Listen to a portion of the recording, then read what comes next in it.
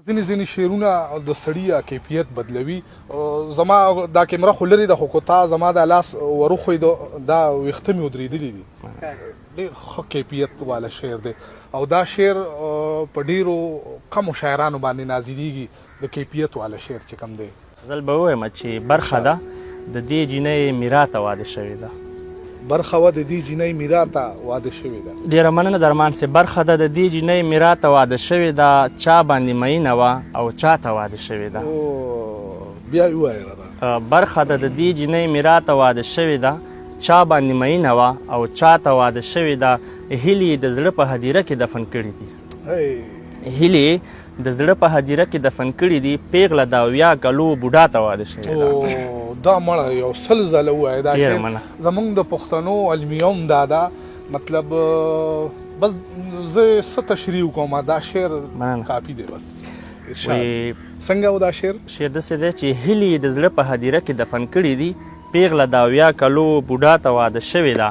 ماته مې بیا ووایه دا شعر بیا ووایه. ډېره مننه درمان صاحب. هیلې د زړه په هدیره کې دفن کړي دي، پیغله د 70 کلو بوډا ته واده شوې ده. دا ځینې شعرونه د سړي کیفیت بدلوي.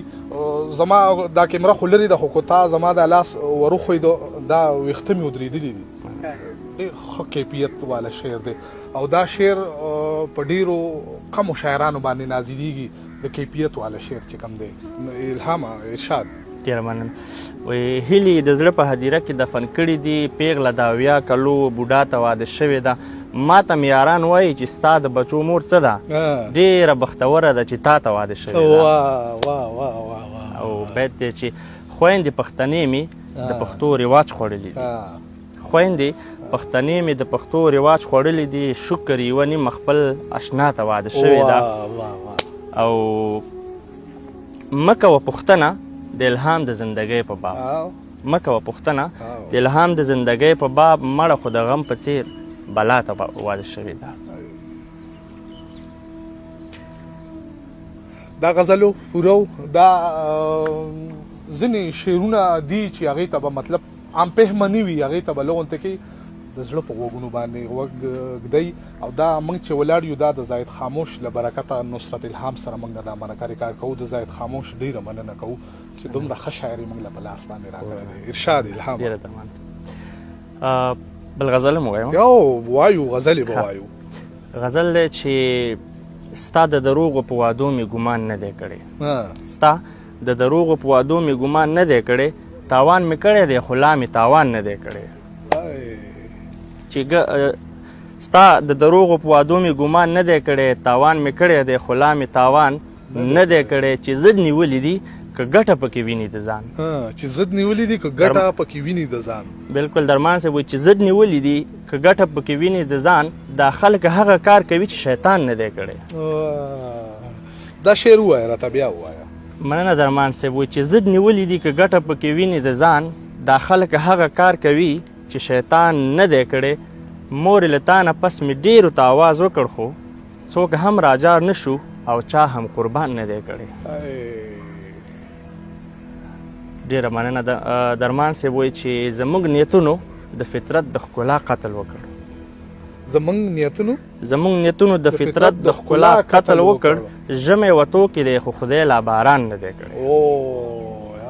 بیا ووایه دا شعر راته. مننه درمان صاحب وایي زموږ نیتونو د فطرت د ښکلا قتل وکړ، ژمی وتو کې دی خو خدای لا باران نه دی کړی. را دې شي سترګو کې دې راوړي پښیماني د ستم، څومره زیاتی چې جانان کړی جانان نه دی کړی.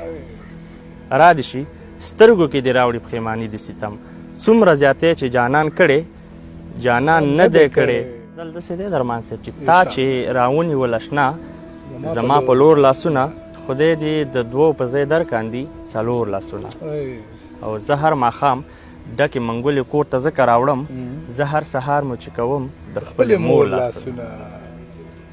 کروڑونو روپو شعر دی دا بیا ووایه. درمان صاحب زه هر ماښام ډکې منګولې کور ته ځکه راوړم، زه هر سهار مو چې کوم د خپلې مور لاسونه. لکه د نورو به دا هم په وطن وبیلمه، لکه د نورو به دا هم په وطن وبیلمه، خدایه که را دې کړلې نورې مټې نور لاسونه.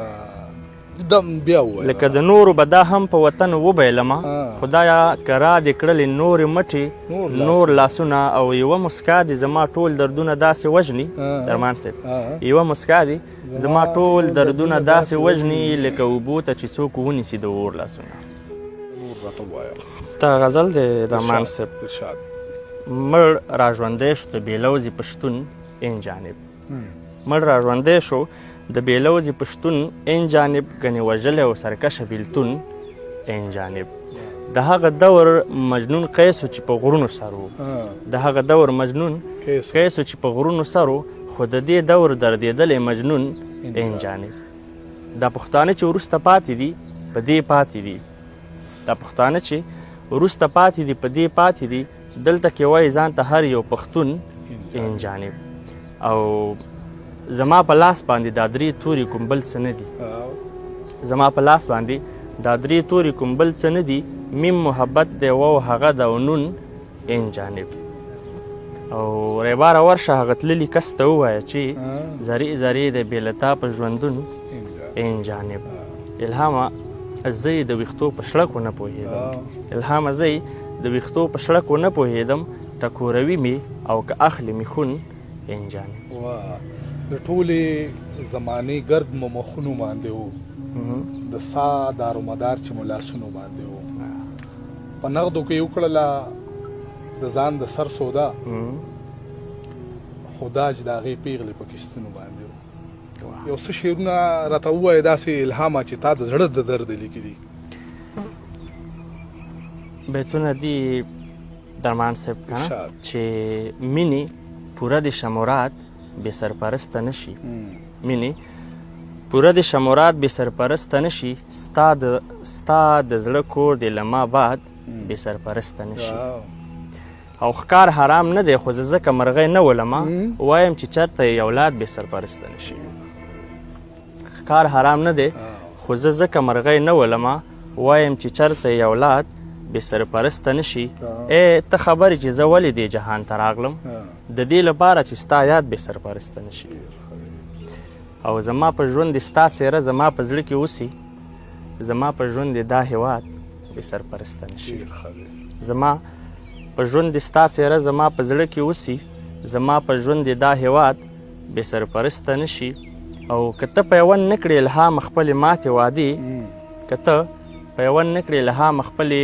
ماتې وعدې نو زما ژوند به هم آباد بې سرپرسته نشي راپېښه د بېلتون موږ ته منمه مسله ده خو لږه بیا د مینې ناهمه مسله ده یعقوبو د یوسف پسې زه تا پسې ړندېږم او هجر د آدم نه تر دې دمه مسله ده الهامه اختتامي یو څو بیتونه راته ووایه بس دا یو څو بیتونه به ووایم درمان صاحب چې له تا نه پس که زه د ژوند بقا ته پاتې یم پوه شه چې زه مې له ما تللې سا ته پاتې یم وایه په کوم غرض دې راکړه تنهایي د عمر وایه په کوم غرض زه دې بلا ته پاتې یم او بیت دی چې لکه د ژمي د موسم اخرنۍ ورځې شپې د پسرلي د ښایستونو شاته پاتې یم پام ګوتې مه راوړه چې وینې وینې وینې به شم ورغلی زخم یم سړې هوا ته پاتې یم او مقطع ده چې الهامه